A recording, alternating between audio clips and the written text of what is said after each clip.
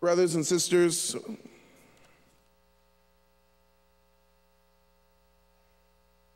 there's a famous host, game show host named Bob Barker, who dared to ask Chuck Norris to be his sparring partner.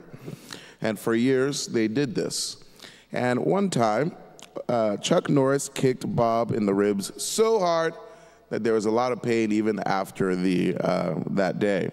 Now, Bob ignored that pain and decided to train with Chuck Norris's brother, who also kicked Bob really hard on the other set of ribs. Now, with great pain lasting for a long time, Bob finally decided to go to the doctor, where it was revealed that he had 2 fractured ribs on each side. Now, Bob's mother advised him with the following words: "I think you're going to have to stop playing with those Norris boys." Now, you guys would know that it's good to give advice, and honesty is good. Sometimes things are not clear to us, and someone with a clear view needs to make it clear. However, are we willing to listen and receive that honesty? Are we ready to be honest with ourselves? A lot of times we run away from honesty because we are not satisfied with the results. However, if God is the only security that is lasting, the only security that matters, maybe we must take the time to hear what he is trying to say to us. Friends, we hear in the first reading from the book of Wisdom that God did not make death. God is the God of life, and he gives life to you and me that we may be free to make decisions and cooperate with his will, to cooperate in that which brings and sustains life. However, the devil is not a fan of anything that brings and sustains life and joy and peace and happiness.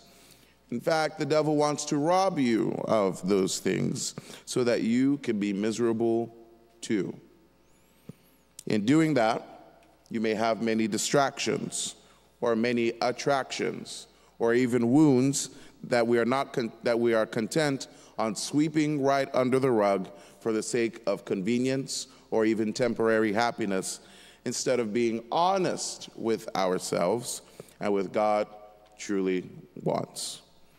However, the Lord is the only one that can do something with our problems. Therefore, when we don't choose God first, we are settling for less.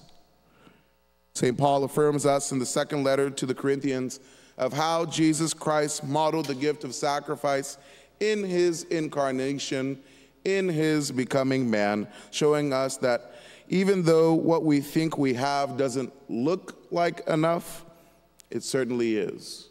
Meaning, you and I must be content and grow comfortable with who we are and with what we have. We have everything necessary to make God known. And if it doesn't feel that way, we don't run to temporary satisfactions. We run to him with faith, believing that God will take care of us in ways beyond all imagination. We hear in the Gospel of Mark today, after the scene of Jesus calming the waters as he did last week, the disciples cross to the other side and witness individuals demonstrate their faith in the living Christ.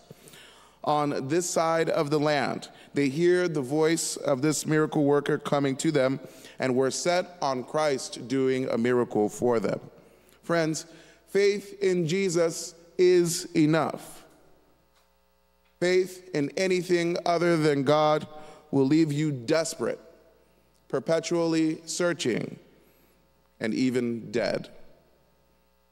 Jesus heals the hemorrhaging women, as we hear in the longer version of the gospel today, and the daughter of Jairus that we heard in this reading at Mass today, to demonstrate that Jesus is all we ever need.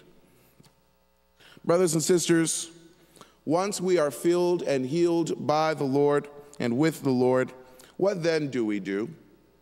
Firstly, we have to recognize how special we are in the eyes of God. We look to him to give us attention instead of looking for the approval and applaud of anyone else. We let God be our only expectation, because when we are mad and when we are frustrated that others are not doing what they are supposed to do, that's our own fault that we are mad and frustrated, because we have probably had more faith in others than in the God who is always present. We intentionally ask God to show us who we are and invite him into our lives and make ourselves present to him as we utilize the gifts and talents he has given us to make this world and this community a better place. Brothers and sisters, this is the task of discipleship, that we are great stewards of the many gifts the Lord has given us because we are called to help grow this kingdom. Friends, there is no such thing as enjoyment and fun and satisfaction if it is not growing the kingdom, because contributing towards a joy that can never be taken away is the only thing worth your time and energy.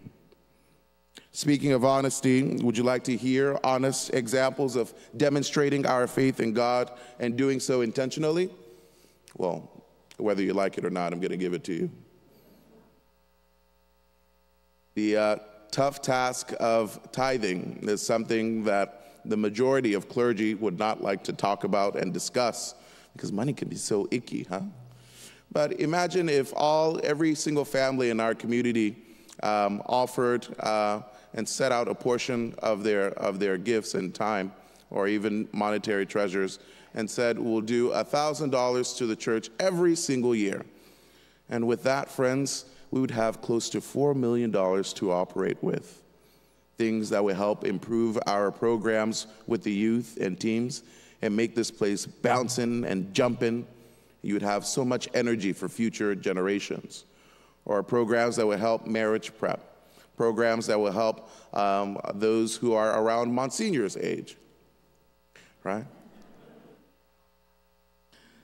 And you would think, wow, $1,000, that's a whole lot.